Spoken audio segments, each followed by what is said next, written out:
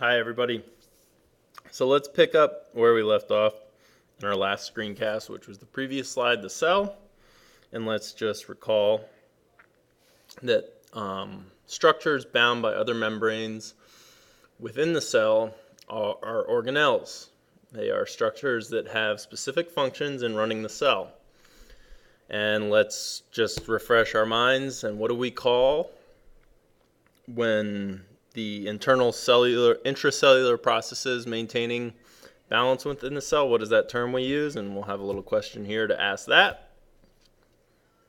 All right, so we will move forward, and we will start with the plasma membrane. The plasma membrane is the outer barrier of the cell. It allows certain nutrients to come in and waste to go out, which is called selective permeability. So it is permeable to certain substances, certain nutrients, and it is impermeable to others. And it has a very special structure that enables this selective permeability. That has to do with phospholipids. So phospholipids are lipids, which are fats, with a phosphate group attached to them. So they are a phosphate head attached to two lipid tails. Phospholipids do not dissolve in water, and they are the primary component of the phospholipid bilayer. So over here to the left, we can see a diagram of a phospholipid. Let's not worry too much about the chemical layout of the phospholipid, but let's focus that it has a hydrophilic head and a hydrophobic tail. The phospholipid bilayer is composed of two layers of phospholipids that are back to back. So it's kind of like a sandwich if we look over here to our image on the left. Phosphates are attached to fatty acid chains to make phospholipids. So they are aligned back to back so that there is a hydrophobic region in between and a hydrophilic inner and outer barrier. So fatty acid form the tails, the two hydrophobic tails, and the phosphates form the head, which are the hydrophilic. So the tails are hydrophobic, which I've said a few times now, and that means that they avoid water. While the heads are hydrophilic, it means they love water. Hydrophobic. Hydro equals water. Phobic equals a fear or dislike. Hydro plus phobic is water fear. And as we can see, we've got a young lady who's extremely afraid of water over here. Then we've got hydrophilic. Again, hydro is water. Philic is love. Hydro plus philic, water love. And then we can see this golden retriever having a good time in the ocean. So, the plasma membrane has what is called the fluid mosaic model. It means the membrane is flexible and its parts move like a liquid or fluid. The plasma membrane has its phospholipid bilayer, but it also includes proteins, cholesterol, and carbohydrate chains. So we can see in this more complicated diagram to the left, there's a lot going on in the plasma membrane. It's not just phospholipids, it's not just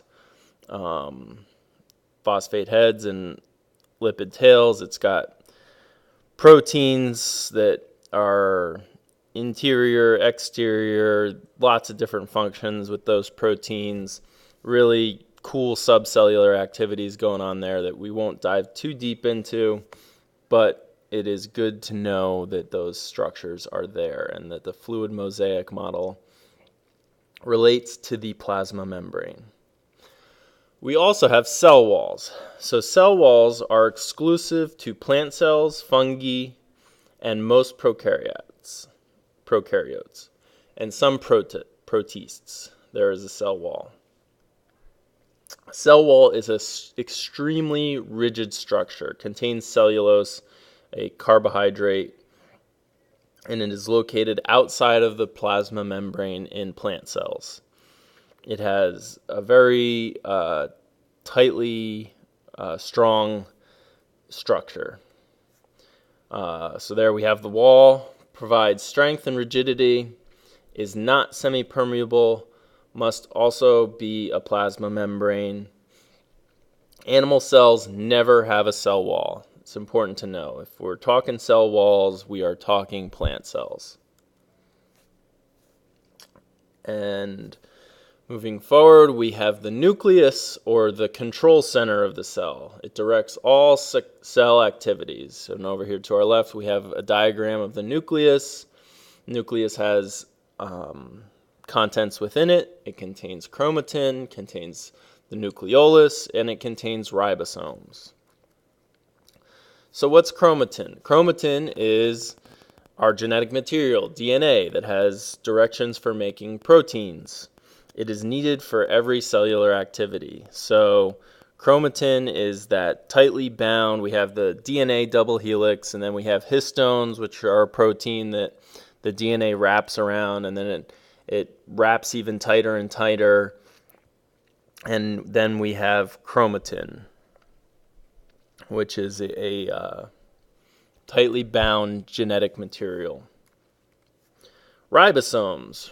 Ribosomes are responsible for protein synthesis. They make proteins from our chromatin, from our DNA code. The ribosomes translate that through a special process for translating proteins and making proteins. Ribosomes are located in the nuclear membrane on the rough endoplasmic reticulum, which we'll get to, and throughout the cell. Ribosomes are the only organelle not enclosed by a membrane. So ribosomes do not have a membrane. The nucleolus is the organelle that makes ribosomes, ribosomal synthesis. The nucleolus is located within the nucleus. So the nucleus is the control center of the cell, and then the nucleolus is within that nucleus and responsible for generating proteins. And we have cytoplasm. Cytoplasm is a clear, gelatinous fluid inside the cell, enclosed by the cell membrane and the phospholipid bilayer. It suspends the organelles and is the site of numerous metabolic reactions. So the cytoplasm is the fluid that takes up the intracellular space, and organelles are inside of it. And this is where most cell activities take place. Moving forward, we have the endoplasmic reticulum.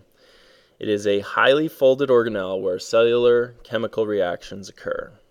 There can be rough endoplasmic reticulum, which means it contains ribosomes, or smooth endoplasmic reticulum, no ribosomes. So there's two types of endoplasmic reticulum, and we can see to the right, we can see them both near each other. We've got the ribosome-dotted rough endoplasmic reticulum, and then we have the non-ribosome-containing smooth endoplasmic reticulum. So here are our two endoplasmic reticulums side by side. We've got the rough ER and the smooth ER again, so you can see them. One's got the ribosomes, one no ribosomes. Rough ER provides membrane space for protein synthesis to occur. In the ribosomes, we've already said the ribosomes are where protein synthesis occurs. Proteins made in the rough endoplasmic reticulum are sent to the cell membrane to become part of the membrane or to be released out of the cell. Or they go to the Golgi apparatus in the cell. Then we have the smooth endoplasmic reticulum, involved in cellular activities such as production and storage of lipids and steroids. No ribosomes. So ribosomes make proteins. No ribosomes in the smooth ER. No protein production, but they do make lipids and steroids. Again, here's our pictures side by side. Rough endoplasmic reticulum with ribosomes, protein synthesis. Smooth endoplasmic reticulum, no ribosomes, lipids, and steroid production. And we have the Golgi apparatus. The Golgi apparatus is a flattened system of tubular membranes that package and transport proteins. They make modifications that tag the proteins for the destination, whether that's outside the cell, inside the cell. Proteins leave the Golgi apparatus via vesicles, which are membrane-bound structures that transport the protein to their destination. So the Golgi apparatus is responsible for packaging proteins in vesicles, and vesicles will enable proteins to be either transported outside the cell, inside the cell, wherever they need to go and get to their destination. It's almost, we could say, like a UPS or the Postal Service or a FedEx. The Golgi apparatus is responsible for getting proteins to where they need to be made, where they need to go. Vacuoles. Vacuoles are membrane-bound spaces used for storage of water, enzymes, etc. Some store waste products. Plant cells have one large vacuole. Animal cells have many smaller vacuoles. So plant cells, one big vacuole, animal cells, many small. And vacuoles are storage spaces within cells. Lysosomes, organelles that contain hydrolytic enzymes. They digest excess or worn-out organelles, food particles, and engulf viruses and bacteria. They are the cellular trash can. They are responsible for breaking down and destroying organelles, food, waste, viruses, bacteria. It's analogous to our stomach when we eat food and it goes through our digestive system. It breaks down used up proteins, fats, etc. The chloroplasts. So chloroplasts are only present in plant cells. They are the energy generator of plant cells. They use light energy to produce food through the biochemical process, photosynthesis. They have a double membrane. If you take a quick look at this cell chloroplast, what does it remind you of? Does it kind of remind you of a prokaryotic cell? It looks similar. They contain three membrane systems that absorb light energy. The thylakoid membrane space, which is highly folded. We can see the thylakoids over there, those stacks of green inside. And they contain thylakoids, absorb, trap light energy.